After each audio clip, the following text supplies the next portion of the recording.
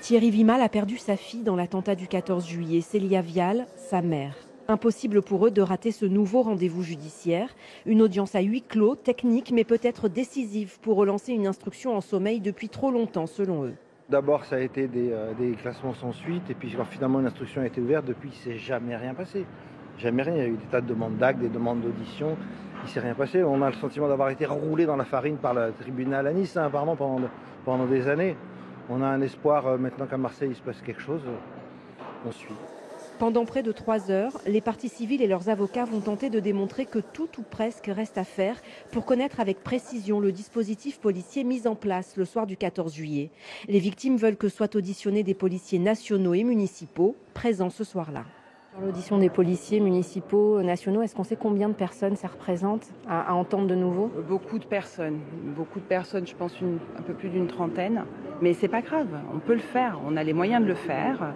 Marseille a les moyens de le faire, il y a peut-être ces personnes qui ont des choses à dire. Qu'est-ce que vous attendez particulièrement des investigations supplémentaires? Notamment quel effectif de police était où, à quel moment et à quel armement? Lors du premier procès terroriste, victimes et parfois policiers ont raconté à la barre leur désarroi face au manque d'effectifs. Avec tous ces témoignages qu'on a entendus, on commençait nous-mêmes à se faire une idée. Parce que les gens disaient j'étais là. Et nous, ils commençaient à se dessiner ce plan que la justice ne veut pas établir de qu'est-ce qu'il y avait comme sécurité, où. Et on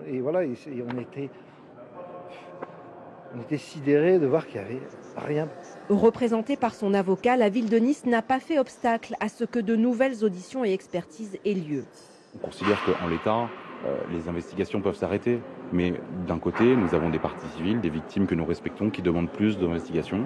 C'est totalement légitime. Et en réalité, voilà, je comprends ce besoin de vérité, ce besoin de justice. Moi, je suis obligé de vous rappeler que nous, on ne s'y oppose pas. Pour le moment, les représentants de l'État et de la ville sont témoins assistés. Ils ne sont pas mis en examen. Le 21 janvier prochain, la justice dira s'il faut aller plus loin dans la recherche de responsabilité.